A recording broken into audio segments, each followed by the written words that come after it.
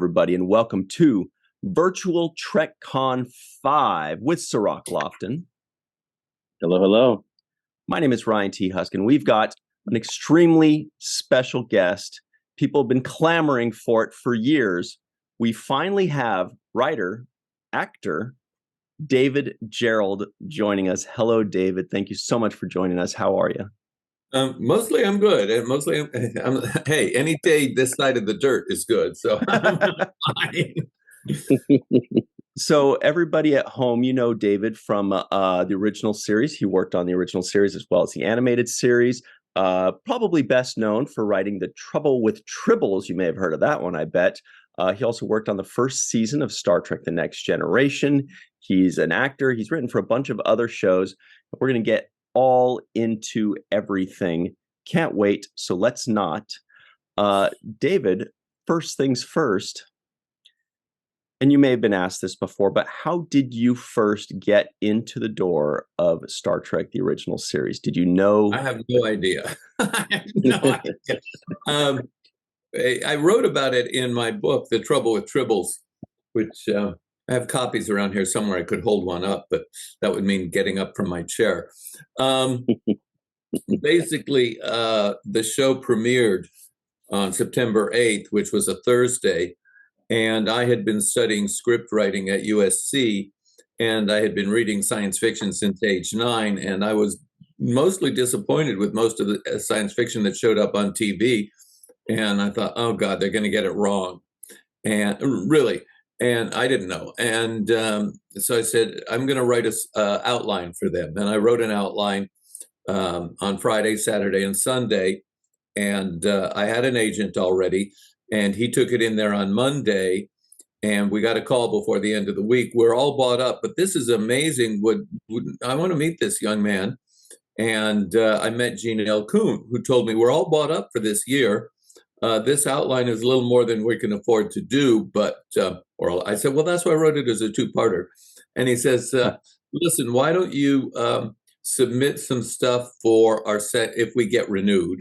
Submit some stuff for our second season. And I went home and I wrote 5 outlines. I don't remember 3 or 4 of them, but one of them, and I had mentioned an idea for a fuzzy thing happened to me. And Gene L. Kuhn said, sounds expensive, but I went home and wrote it anyway, because I figured out how to do the critters and sent it in February when they got renewed. And I didn't hear from them until June. And I kind of sort of given up. But Dorothy Fontana picked out the episode that became the Tribble outline, that became the Tribble script, and said, this one has some whimsy. Let's give it to a real writer. Let's buy the story and give it. Gene L. Kuhn remembered me and called me in and said, let's see what you can do here. And they did what they call a step deal. They couldn't give me the whole contract because I was unproven. So we did it one step at a time, but that worked out fine because I was fast, and I was faster than almost anybody else they were working with, because God knows what else was I going to do? Go home and write like crazy. And I was learning a lot in the process, but the fact that I was learning showed that I was teachable. And that was because Dorothy had said she was going to leave the show as story editor at the end of that season. And I think Gene L. Kuhn was considering that I might be a good replacement for Dorothy, which I would have loved. But Gene Roddenberry came back from vacation and did not like the fact that Gene L. Kuhn had bought comedy episodes. His Star Trek is not a comedy. He never realized that the comedy episodes were very popular. Gene Roddenberry had a lot of gravitas. He was a very serious man in many ways. Did not have much of a sense of humor, probably because of all of his experiences in the war and as an officer of the LA Police Department. But he brought a very heavy, serious gravitas to the show in its first year. And the comedy lightened up the show and made it more fun. If you look at other shows of the period, particularly Wild Wild West and The Man from U.N.C.L.E., they succeeded because they balanced the action over here with the comedy over there. They recognized that television if you're bringing something into your living room, you don't want it to be too disturbing. And in the 50s, which was a very interesting time period culturally. But so Roddenberry fired Gene L. which I think was his single biggest mistake among the many mistakes he made. But I give him credit that he did give us Star Trek. He got Star Trek off the ground. I have often, have mixed feelings about Gene. He could be a great visionary, but sometimes he was his own worst enemy because he was like the blind man with a lantern leading the way for others. And I give him credit for that. Star Trek was a remarkable thing. I just wish he had given credit to all the people who made it happen, because there's just an incredible amount of hard work from directors Joe Pevney and Mark Daniels, Jerry Finnerman, director of photography, incredible work by Bob Justman, and our props, our costumes, William Ware Tice, just an incredible crew all around. And we knew we were working on something special, unlike anything else anybody else was doing on TV. And I wish Gene had given more credit to the people who made it happen, because I know he didn't do it all himself. In particular, Dorothy Fontana and Gene L. are the unsung heroes who made that show work. Wow. Yeah, that's a lot of stuff there. I wanted to ask you, David, about the early inspiration for writing that you had. You talked about, getting it done right and doing sci-fi right. What was your example, or in your head, what is the benchmark for doing it right? And also, I started with Heinlein. My first real science fiction book was Rocket Ship Galileo by Robert A. Heinlein. It was so believable, I had to ask myself, wait a minute, did this really happen? And well, I found it in the fiction section. No, it didn't happen. And then after I went through all the juveniles, and they were all written as if he'd been there, as if they were real. And there were times when I would read a Heinlein juvenile and I would wonder, wait a minute, he writes it like it's real. And then I discovered more Heinlein books in the adult section, Double Star, Puppet Masters. And by then I was buying his books off the newsstand, Stranger in Strange Land, Starship Troopers, and so on. And what Heinlein brought to his fiction was an incredible grounding in what was physically possible. So he didn't make stuff up. So Time for the Stars, he's showing you how relativity works. And in all of he'd spent time in the Navy and had to leave because of, I think it was tuberculosis. And he was very strongly grounded in what was physically possible. And so you would read his books and you would end up thinking, I've just visited another reality. And that was my definition of science fiction. I mean, I might enjoy A.E. Van Vogt, but that was more fantasy. But I liked Arthur C. Clarke because, again, his books were grounded very much in the science of the times and the science he could extrapolate. And to some extent, Murray Leinster. Let me think, who else? Isaac Asimov, of course. His robot stories in particular were, again, grounded in, they were a philosophical experiment more than a scientific projection. But as a philosophical experiment, he raised important questions that we still haven't answered today. Well, David, check this out. Look what I found on the infinite internet. The Trouble with Tribbles, written by David Gerrold. Yeah. So you can still find it online. Wow. Yeah, we did that. We did that for the 50th anniversary convention in New York, and we have gone back to press several times because the demand for it continues. And as a matter of fact, let me do the commercial. If you visit my Facebook page, we have some hardcover and trade paperbacks that I'm selling to clean up the closet here. But if somebody wants autographed copies of that and the World of Star Trek, I have copies available, and you can order them off my Facebook page. So the question I have for you here, David, by the way, is the early days of the original series, you touched on it a bit. Can you give us an idea of, because this is like a magical time to those of us that did not experience it. There was a lot of turmoil. There was a lot of confusion. You said it was like a blind man with a lantern leading people that could see, but which was a great image. Well, not for the original series, but for Next Generation. Okay, got it. So the original series, what was the vibe? The original series, we knew it was weird. We knew it was special, and there was very much a family feeling among the cast and crew. Yeah, there were the normal working bumps of let's do it this way instead of that way, but the lifetime of friendships among all of them is a remarkable testimony to, or testament to, just how much the experience changed all of us, because we were, remember, the 60s were a very turbulent time. We had assassinations, we had riots, we had anti-war riots, we had civil rights riots, we had the first gay riot, the Stonewall riots, we had the Vietnam War, we had the Manson murders. We had only three things to give us optimism in the 60s. One was the Beatles, and they broke up. And then we had the space program and landing on the moon. And that was, for just one brief moment, everybody stopped and was in front of there was no crime committed anywhere in the world for that half hour. Literally, I'm not making that up. Everybody was just watching the first lunar landing. And then the third thing that was giving us hope was an optimistic vision of the future, that the way things are is not necessarily the way they have to be. And that was Star Trek.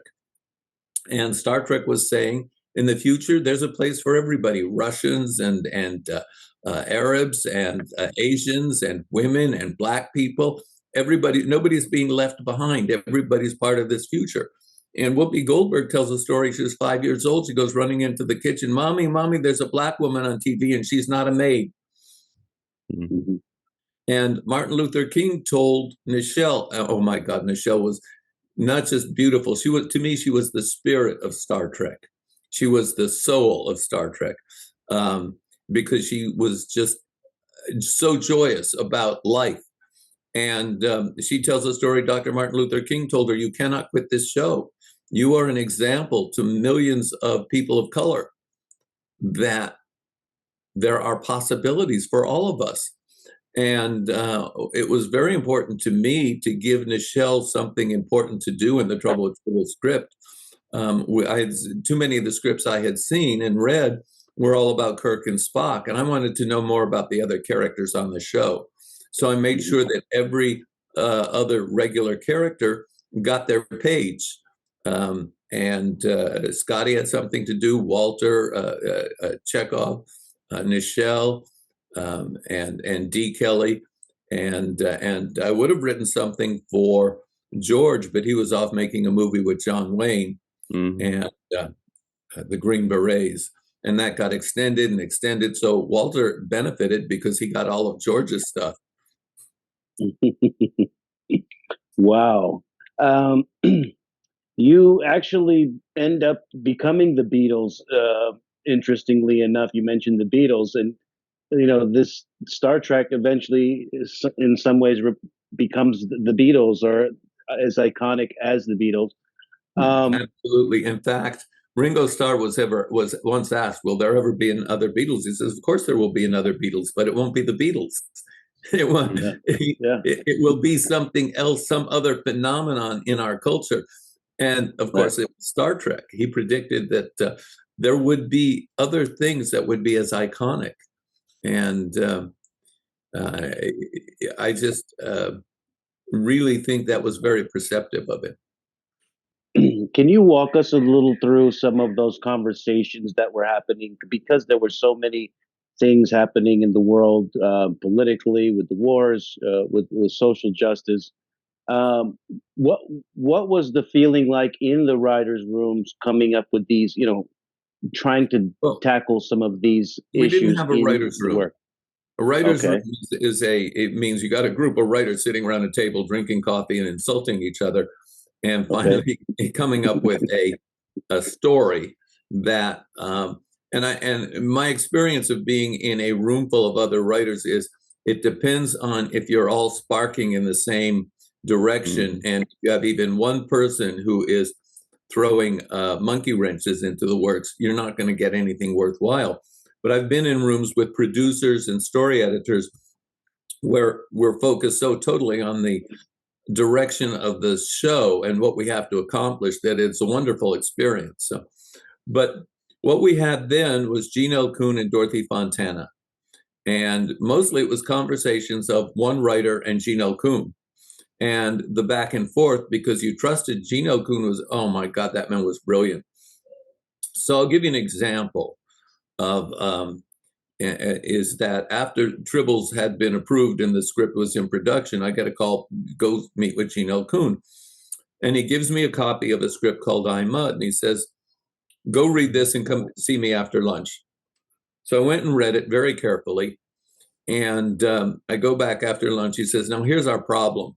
We don't get down to the planet until halfway through the script. That's the half-hour mark. And we really want to get down to the planet by the first commercial. That's the 14-minute mark. And we've been fighting this for 2 weeks. How do we get down there? Now, mind you, and I'm a little bit bragging here. I had to do this on the fly. And I said, well, you can't have the androids flip open the communicator and order everybody to beam down, because on the episode that was just aired last night, somebody tried to do that and Scotty wouldn't believe it. And I said, but you don't need to order the crew to beam down. You've already demonstrated in the teaser that this one android, Norman, is stronger than everybody else. So the androids can grab everybody and beam them down. And you don't need to show it, because you don't need to film it. All you need to do is have one android walk into the room and say, we have completed beaming down the crew of the Enterprise. And Gene L. Kuhn looked at me and went, you've just solved a problem in one line of dialogue that the rest of us have been fighting with for 2 weeks. He says, you have the rewrite. I'm giving you the rewrite assignment. Go home and rewrite this. And I went home and I rewrote the script. And I added the 500 identical girl robots and the multiple Stellas and a couple other bits. And he said, why 500 identical girl robots? I said, why not? A funny idea. And it's the kind of thing Harry Mudd would do. And all you need is a set of identical twins and you mat them in and say, all right. So they did that. And at the end of this, but I want to point something else out. And again, I admit I'm bragging. He said, do you want to send this over to the Writers Guild for arbitration? And I said, no. This is Stephen Condell's script. I've never met the man. I don't know him. But why would I want to take away half his residuals? I don't want to do that. I'll do the rewrite, but I don't need a credit on it. I don't need to take anything away from any other writer. And Gene L. Kuhn's eyes went wide, because this was an example of personal integrity that a lot of people in Hollywood would go, what? You had the opportunity to help yourself to this much money and you didn't take it? I said, I'm not writing for the money. I'm writing for Star Trek. And my goal has always been, what can we do that makes a great Star Trek episode? That is when I'm working on Star Trek. When I'm working on Land of the Lost, what's a great Land of the Lost episode? If I'm writing a book, what makes a great David Gerrold book? I'm glad you mentioned that, because in the documentary that we watched, Chaos on the Bridge, one of the things that became clear to me in the documentary, that you were someone that people trusted, particularly DC Fontana, because some of the notes that were written, that were featured in that documentary, showed that there was a certain level of faith and trust placed in you about the rights that were being attributed to the pilot episode, Encounter at Farpoint, and how Gene had essentially taken some of those exact writing credits that you're talking about away from Dorothy. And so what you're exemplifying now and giving me more background knowledge is the fact that you're willing to sacrifice those residual rights because that is a matter of principle for you. And I think that what the implication is that Gene could have done the same for Dorothy in that particular instance. We already knew that Gene was hungry, which is a polite way of saying selfish. He wrote lyrics to the Star Trek theme so he could have half the residuals. So, and Andrew Courage, never allowed that theme to be licensed anywhere because that way he would deprive Gene of, he didn't need the money, and that way he deprived Gene of half the residuals on the Star Trek theme. Gene did it when he jumped Dorothy's credit. He told Dorothy, well, the studio wants my name on the pilot, which was a lie. And so Dorothy was told to write a 90-minute pilot. He wrote 30 pages introducing the character of Q, which was gave us problems because it was just Trelane all over again. And it didn't make for a better script. I don't think so. And Dorothy had it that when the ship separated, our head of security, who was Tasha Yar, would be running the one section. And Gene had been saying for months, we're not going to have a Klingon on the bridge. All of a sudden, rather than have a woman in charge of the ship, suddenly we have this character Worf, who's suddenly been introduced after after we'd been telling writers, don't suggest a Klingon crew member. Gene has already said no. And all of a sudden, here's the Klingon crew member. And I had written several audition scenes. Gene had asked me, write a couple scenes so we can audition. And I had written one where Patrick Stewart, where Captain Picard meets Riker for the first time. And it was a very tight scene where you think Picard is going to reject Riker. And because, well, I don't get along with children, and you get along with children. I don't. And you think he's going to reject him. And Gene grabbed that scene word for word and put it into his part of what he rewrote. But he broke the dramatic tension in it by adding a couple lines of dialogue in the middle that just broke the growing tension and destroyed that. It was that, oh, they have to like each other from the beginning. Mm-hmm. It's like, only if it's a one-night stand in a bar, okay? But, you know, then Gene had the gall after the Writers Guild brought an action against the show for Dorothy Fontana and myself. Gene couldn't hate Dorothy, of course. He couldn't do that. The fans wouldn't allow it. But Gene always had to have somebody to blame. And in the original series, it was Harlan, and I got put in the barrel this time. So Gene was saying, David Gerrold never wrote a single useful word for Star Trek The Next Generation, even as he grabbed a scene I wrote and shoved it into and took credit for it. So to say that I had some animosity about that is an understatement. I was furious with him. Now today, I mean, here it is. What, how many years later, 40 years later? I've lost count. Like, I recognize Gene was terrified that the studio was going to take the show away from him. And anybody who demonstrated excellence anywhere was a threat. And Leonard Maislish, that walking elbow wrinkle of a lawyer, was telling Gene, you have to be afraid of Dorothy, you have to be afraid of David, you have to be afraid. And people were getting pushed off the show without it. We would bust our asses trying to do the very best because we knew this was going to be a special event. And it was like jogging with an anchor. It was finally, we all just looked at each other and said, I can't be a part of this anymore. And my point was Blood and Fire, which is a whole other story.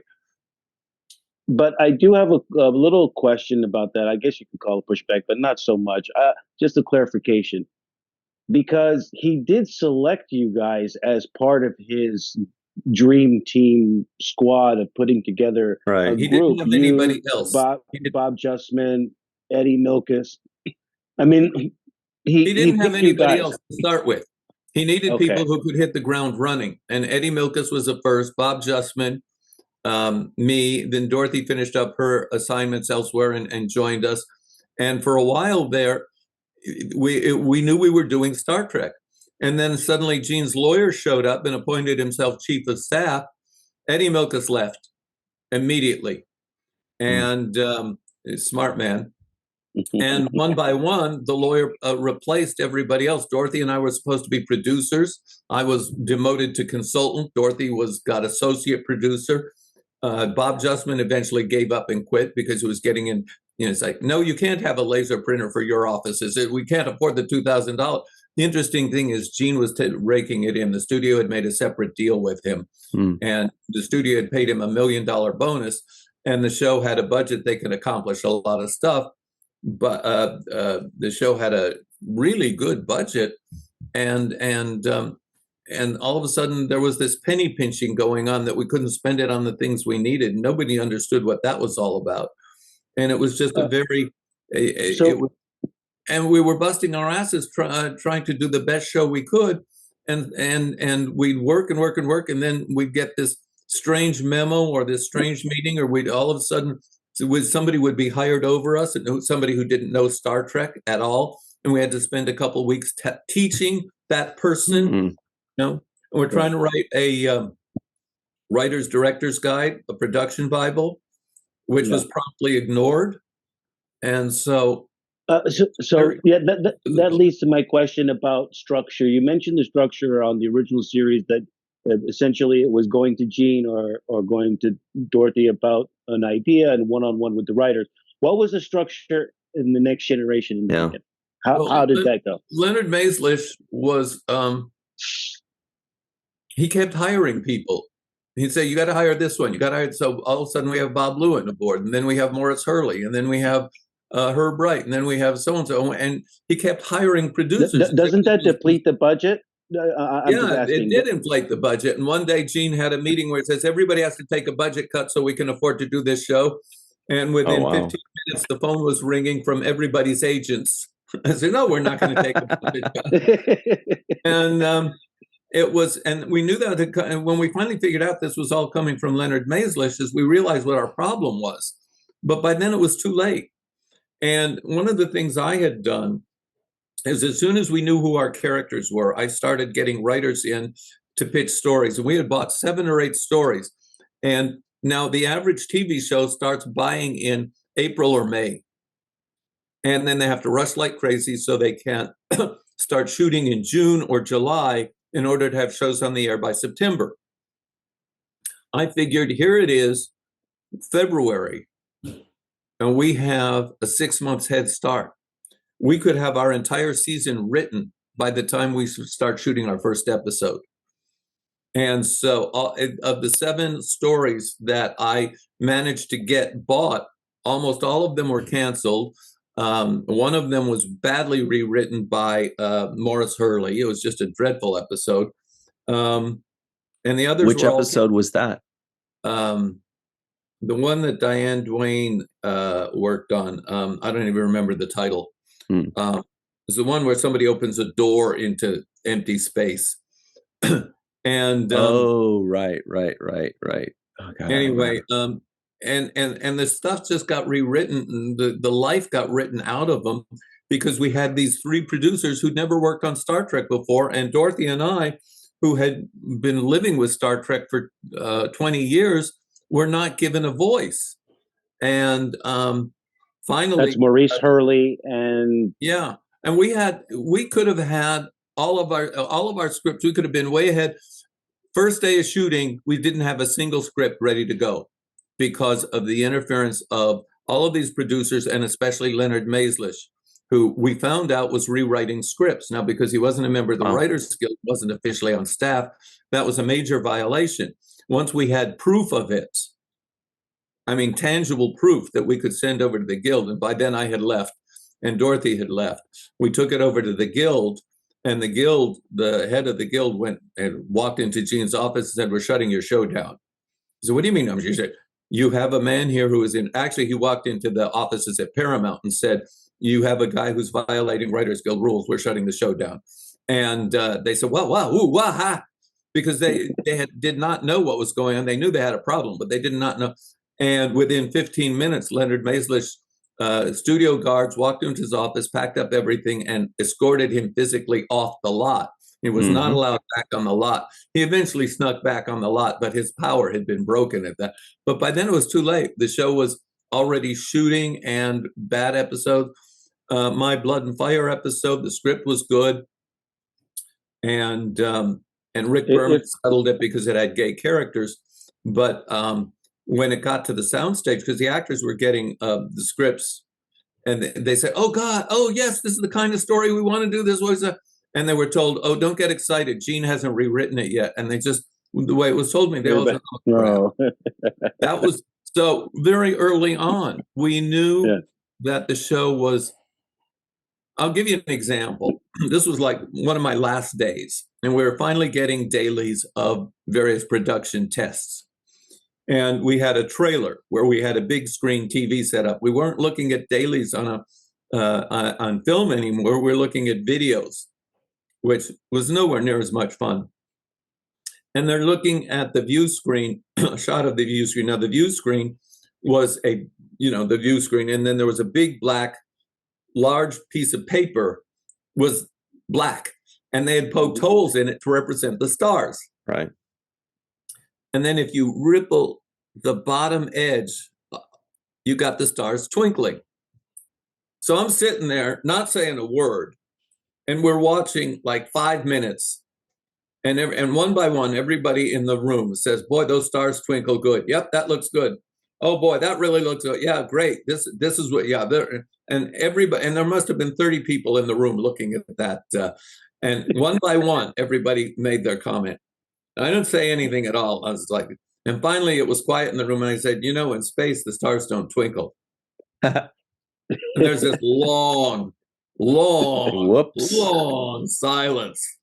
And somebody says, "David's right. In space, the stars don't twinkle." Somebody else says, "Yeah, the stars don't twinkle."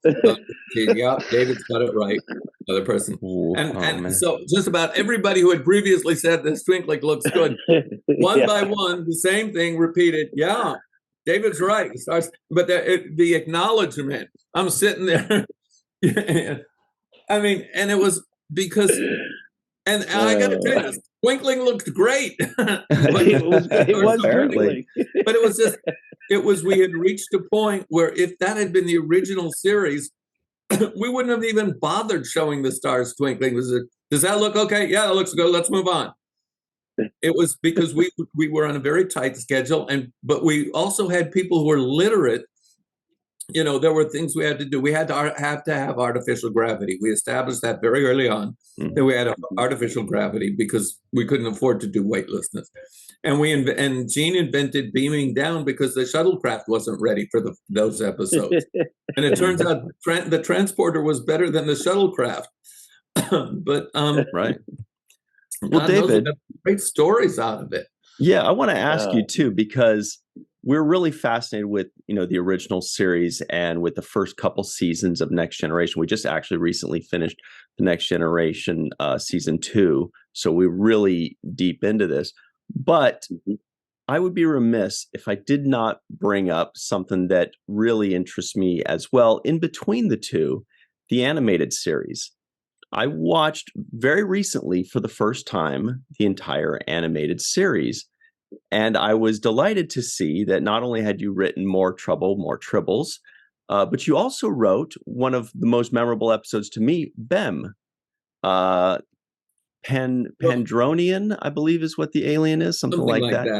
Pandronian. Pandorian. Where did this come from? Was this an idea, a concept? It was an idea for a live action episode where we would get, we'd have a very large creature that was actually a little person sitting on the shoulders of a giant, and that we wouldn't know until later on that this was a symbiotic relationship that they could split into two, and it would have been a memorable episode. A little bit expensive, but and it didn't get bought. And although Gene had wanted to do it, and then he left the third season. But then Dorothy said, "Why don't we do that after you do Tribbles?" And the animators, of course, the animation on it was not exactly what you would call great, but it was what Filmation was selling to the Saturday morning shows. And But the interesting thing about that entire adventure is Dorothy was the producer, and she did Gene collected the checks, but Dorothy did the work. And she said, "We're doing primetime Star Trek, so write a Star Trek script. The fact that it's going to be animated, don't worry about that. Write a script that we couldn't do on the original show because we didn't have the budget, but do a Star Trek script." And she was right. And so we got the Magic to Magus 2, and we got the one with Spock's Salot yesteryear, and we got the Slaver weapon, and we got all kinds of great stuff that we might not have been able to do for the original series, but definitely I think is very much a part of the Star Trek canon, because if you like canon, all right. But it definitely, it was in keeping with what Star Trek had established. And we did not go very far afield from what we had done for the live action show. Well, I wanted to, congratulate you, because if I'm not mistaken, it's you that came up with the middle name for Yes. put the T in James T. Kirk. We had been at a Star Trek convention at some point in the early 70s, probably 73 or 74. And and I was sitting next to Dorothy, and somebody asked, "What does the T stand for?" And jokingly, because I had just been reading about ancient Rome, I said Tiberius. And we all got a good laugh. And it was just a throwaway, And then later on, when we were doing the BEM episode, I said to Dorothy, "Can I have somebody refer to him as James Tiberius Kirk?" And Dorothy said, "Let me run it by Gene." Gene said, "Okay." I don't think he knew what an absolute monster Tiberius had been historically. But then I did a Star Trek novel in which I discussed when Kirk was at the Starfleet Academy, and it was revealed his middle name was Tiberius.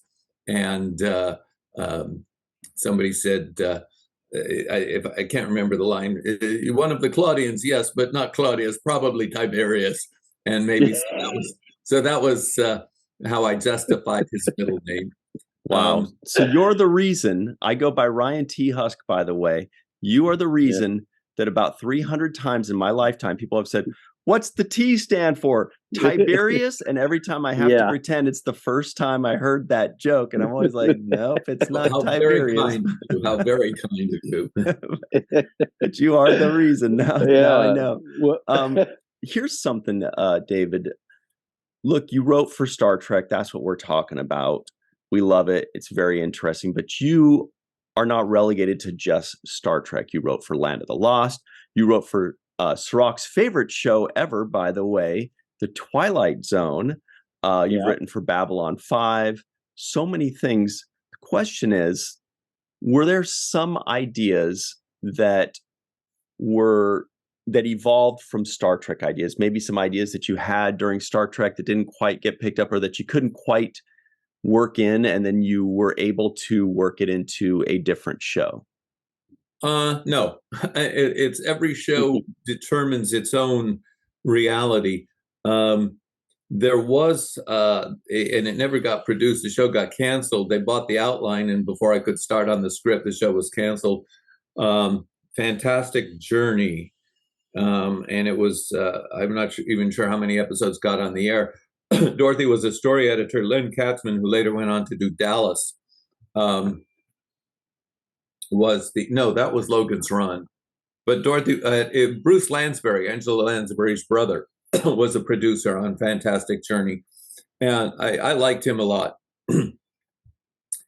And the story I sold was called The Whisper of His Wings. And I've been looking at the outline saying, I could turn this into a fantasy novel, because the punchline on this is really good.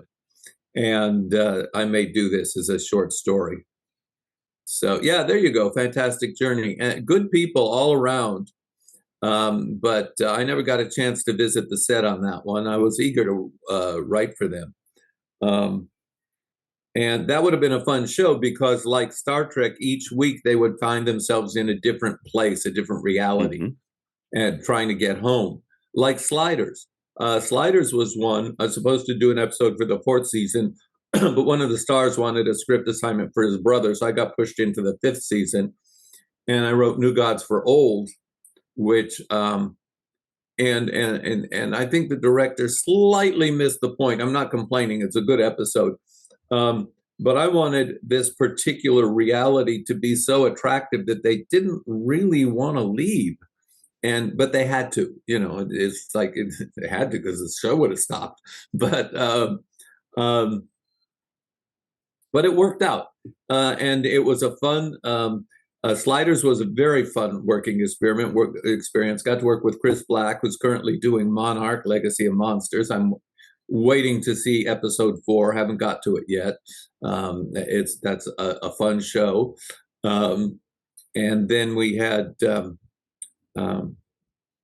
other shows. Twilight Zone, the 1st season was fun to work on. Harlan was there. 2nd season, they had 13 story editors, and I didn't even bother. It's like, I'm not going to pitch to a room full of 13 story editors when there's nobody in the room who can say, yes, we're going to do that story.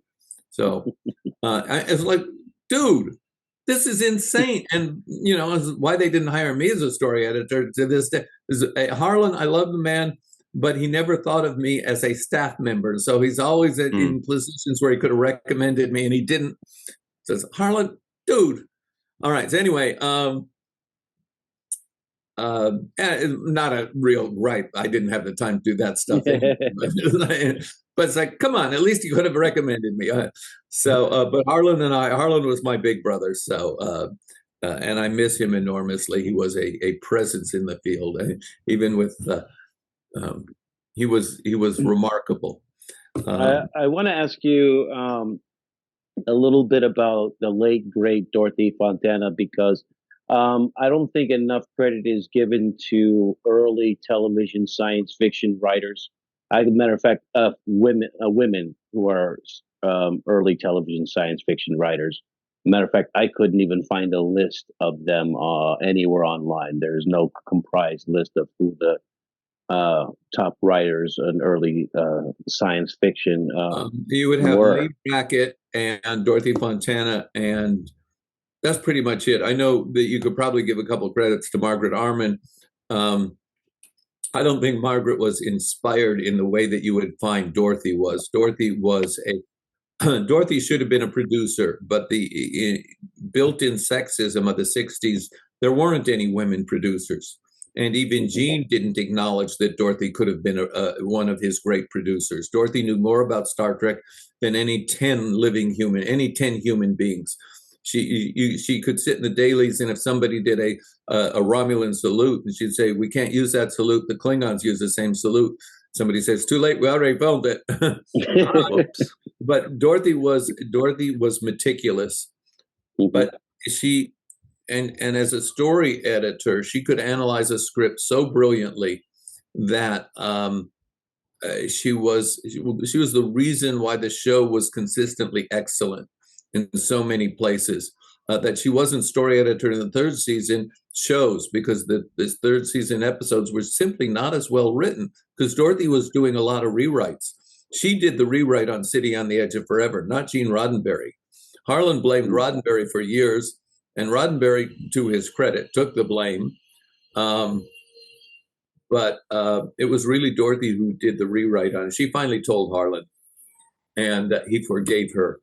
Because how do you stay mad at Dorothy Fontana, right? She was just, I never knew anyone who understood story as well as she did. And she and I were great friends. She would teach at the AFI, and I would sit in on her classes. And occasionally, when she was out of town, I would teach her classes. And when I was teaching at Pepperdine, she would often come out to Pepperdine with me and sit in on the classes and contribute. But then she would also, when I couldn't make it, she would teach the class. So, and then she and her husband, Denny Skotak, we would meet at Jerry's Deli sometimes as often as once a week and just hang out and catch up with each other and sometimes pitch a project together. And but one of the reasons so many of those projects didn't go was Gene Roddenberry had spread the word that we were both very hard to work with, particularly me. And so I couldn't even get an agent for a few years. And we couldn't get anywhere in town because Gene not only had to have someone to blame, he had to poison their career. He did it to Harlan Ellison. He did it to a couple other people. It wasn't just Gene, it was also his lawyer. Which, you know, my attitude is if you have a disagreement with someone, you have a disagreement, but you don't poison their career.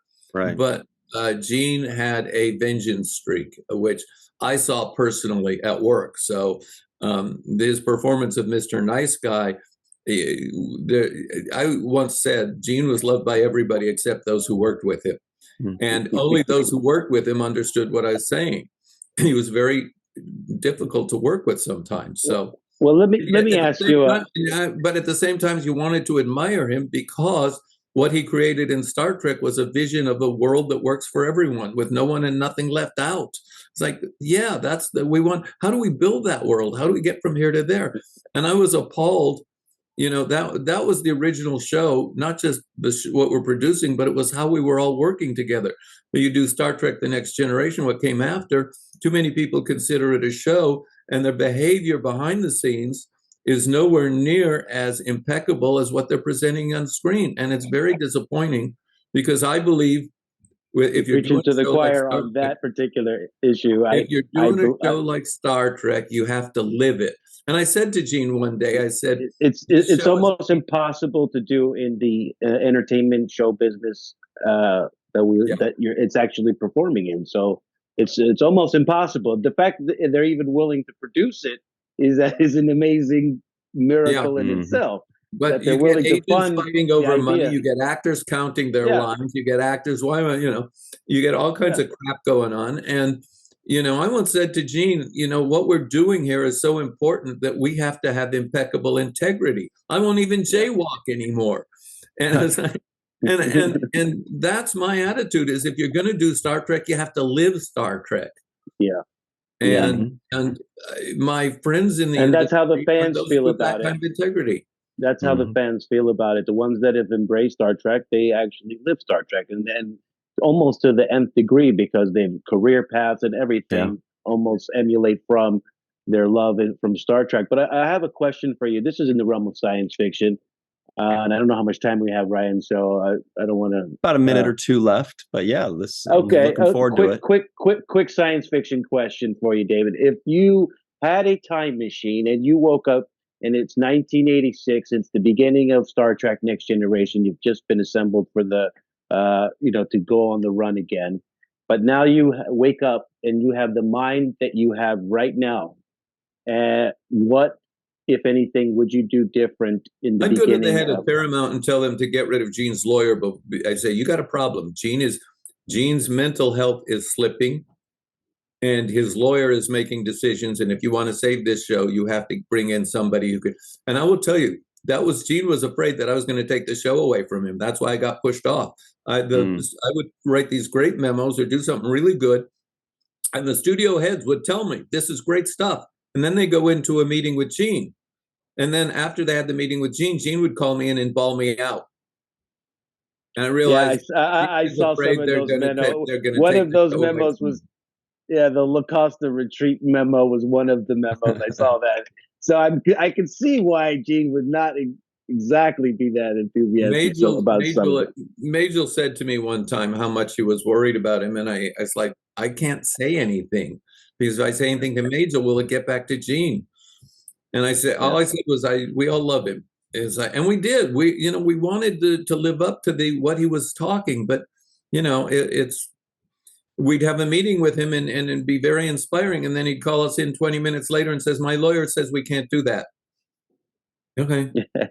Wow. Well, I can say that you've given us so much, just background about what happened. Thank you so much, David. And also thank you for contributing to the legacy, not only in the way you live your life, on the decisions that you've made about, not stepping on other writers and being having integrity and backing up people that have backed you up throughout your life, but also for let me giving add us something here. this I'm beautiful not creature. I'm not anti-Gene, and I'm not anti-Star Trek. I love Star Trek, and I thought Gene did an admirable job. But I also recognize what happened.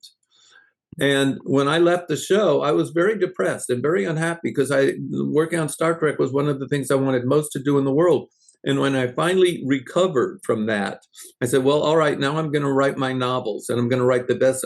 I'm going to be the best writer I can and write the best novels I can. And then one day I realized there's one other thing I want to do that I could not have done if I was still working in television. I'm going to adopt a little boy. And my life since then has been a whole other adventure, because it was about, how do I raise this kid to be a good man? How do I be a good dad? And so in that respect, I'm grateful to the possibilities that were created, not just by being a part of Star Trek, but once I left Star Trek, I had a way of approaching life of how do we live so we make a difference in the world, a positive difference. And so I'm grateful to Star Trek for that. And that's, I really want that point to be the exclamation point on this interview. Mm-hmm. Well, it definitely came through, and it feels like, David, there's so much more to discuss with you, and so we do hope to have you back sometime, because you're a freaking wealth of knowledge, and we can just keep pulling bits out. We're gonna keep digging. I'll be happy to. Yeah, there's so much more to share. There really is. One of the things I do love is I have met many of the other actors, many of the writers, and had so much fun with them, and so many interesting things have happened. And I can say wonderful things about Jonathan West, who directed Trials and Tribulations, Terry Farrell, such a marvelous person, and a lot of the next generation people. I love Brent Spiner. He's terrific. Michael Dorn, of course, is just incredible as Worf. We were just blessed and lucky to have him. And a lot of the writers behind the scenes, like Melinda Snodgrass and Lisa Klink and so on. And it's a pleasure to work with people that talented. Well, they're definitely. You guys did a lot of world building, and to this day, that is still being built on. And with all the iterations of the shows today. So actually, I thank you for that too, because had you not laid down the foundation that you did, I'm one of those people standing on giant shoulders. So I want to thank you for giving me a place to stand. Well, it's good to meet you. And I know you've done great work, so thank you so much for that. Everybody at home, do not forget, David Gerrold has a Patreon page. You can find it just by going to patreon.com, doing a search for David Gerrold. Check it out right here. There's a lot of free stuff on the page. There's a lot of free, but if you want to subscribe, I publish a short story every Friday, and a lot of limericks as well. We've got another limerick maker here. Love it. You've got to check it out, everybody. Also, you can find him on Facebook. Also, he's got a website. The website hasn't been updated in a long time. I have to work on that. But you can find me on Amazon. My latest book is Hella, which is I think Star Trek fans will enjoy it a lot. It's hella good. Yeah, I use the word all the time, so I know I'm going to love it. Yeah, that's a Bay Area word. It's hella good. So everybody at home, definitely go check him out and support him on Patreon. David, thank you so much. We hope to have you again sometime. We really appreciate your time. And thank you. Thank you for everything. Well, thank you. Thanks for inviting me, and live long and perspire.